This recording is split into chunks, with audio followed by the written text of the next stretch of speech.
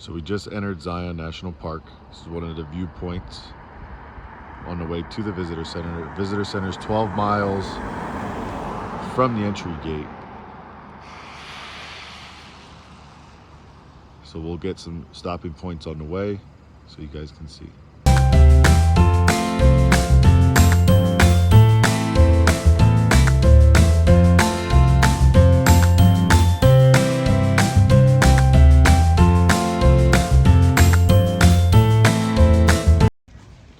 Hey guys, here we are, Zion National Park Visitor Center. Parking was horrendous to get into. Took probably about an hour to find a parking spot. So plan ahead for that. There is additional parking, but again, if you want to park by the visitor center where you take the free bus from, make sure that you guys are actually planning time ahead to find that parking spot. Because if not, you can go down the Springdale line, which will actually have additional parking, but it's down the ways a little bit. So visitor center is very cool.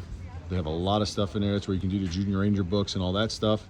And then, like I said, take the free shuttle to all the 9 points that you can go ahead and hike the different points, which I will show you later in the video.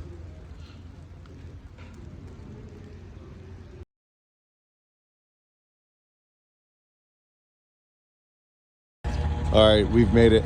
We're on stop 9, Temple of Sinawava. You take a free shuttle and you get to head out. There's 9 stops from the beginning. At the visitor center, you have to get parking. Parking was extremely tough to get. We drove around for almost an hour to find a parking spot because everybody's on the tours and on the buses out here doing different hikes.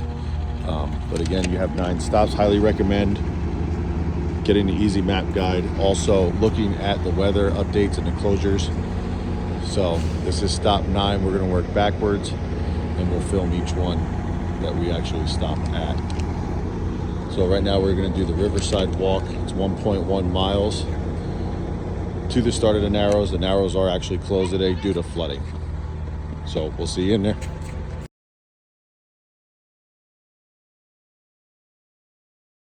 All right, so here's the Riverside Walk.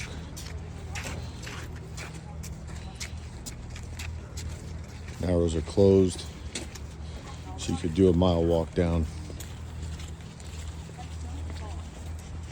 Views are amazing. There's a waterfall right there.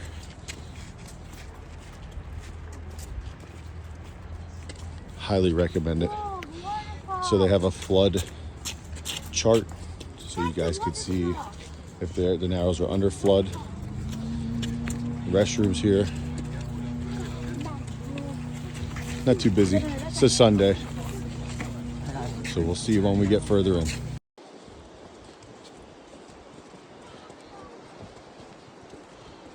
Mom, that's a path. So there's 2 options. You walk concrete, or there's a trail down by the stream you could walk. We chose to walk the concrete on the way there and then the stream on the way back. Get some different scenery.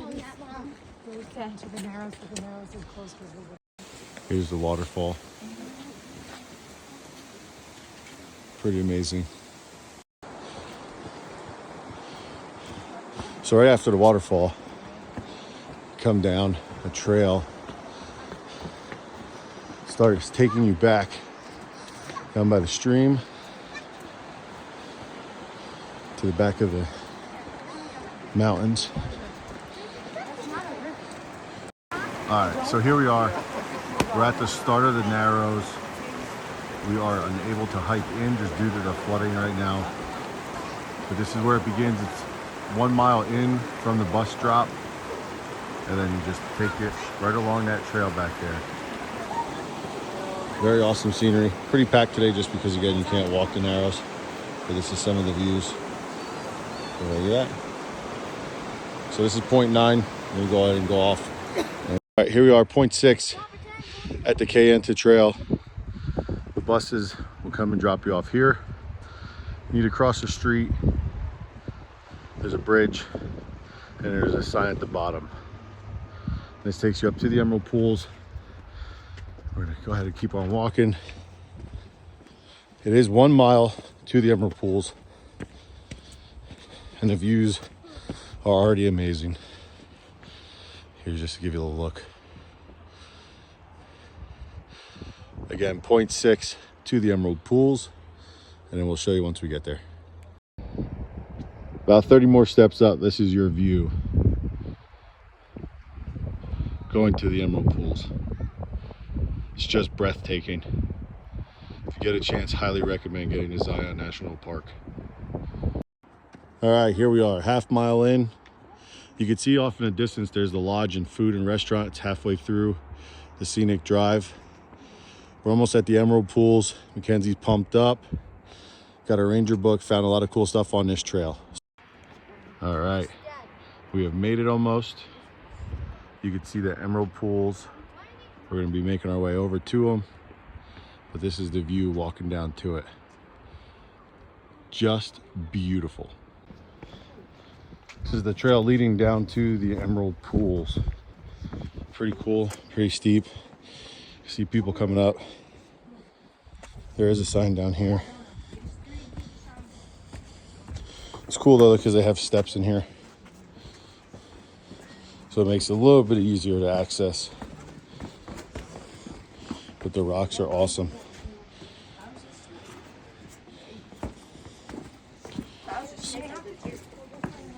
We'll see what the lower Emerald Pools. So if you want to go to the uppers or the lowers, Upper or lower? I want to see them all. so to go below, this is where the path splits. Come down there, you see the lower.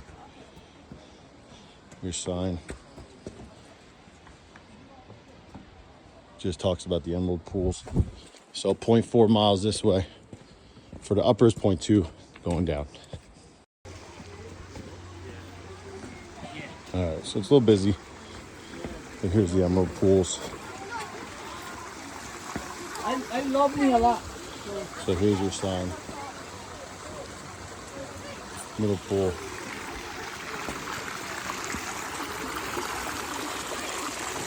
Where the waterfall's from.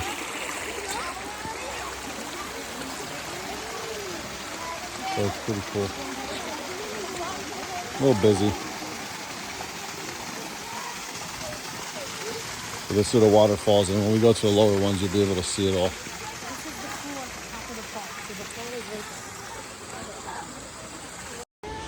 All right, we made it to the tippity top Emerald Pool. This is the highest pool that they have here.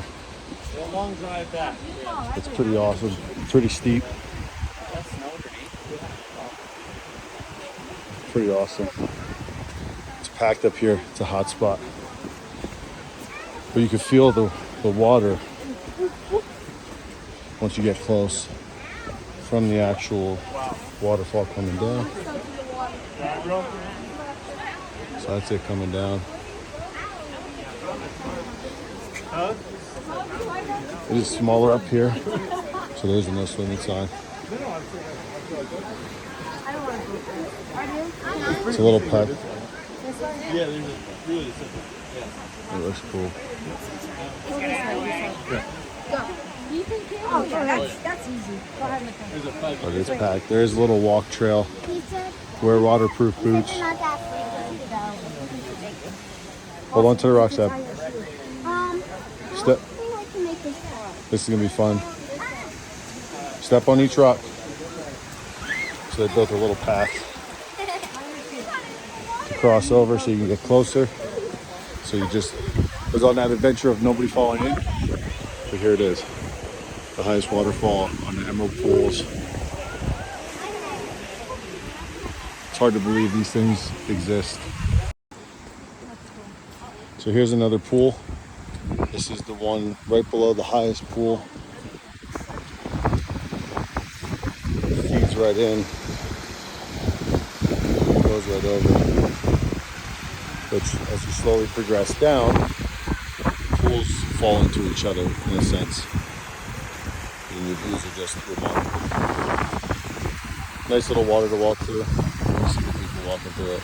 There's a nice stairs on the other side. So, and then way back there was the high one we were just at.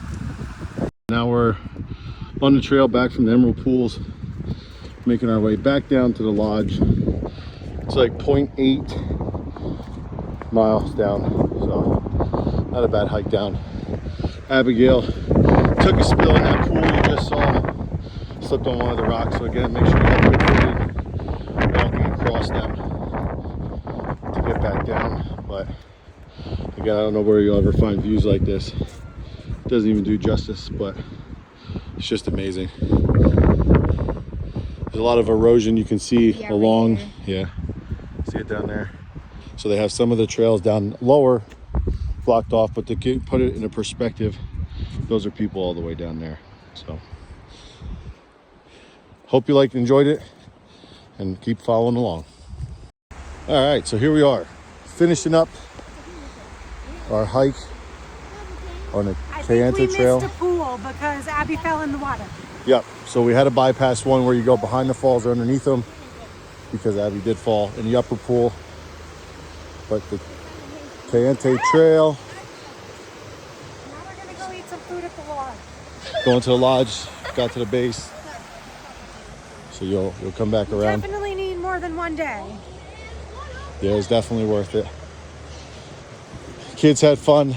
The trails were pretty easy, I would say, for all ages, moderate for all ages. So here we are, finishing up, starting to rain. At least up top it was from the waterfall. So there's the lodge again. So hope you enjoyed watching. Please like and subscribe.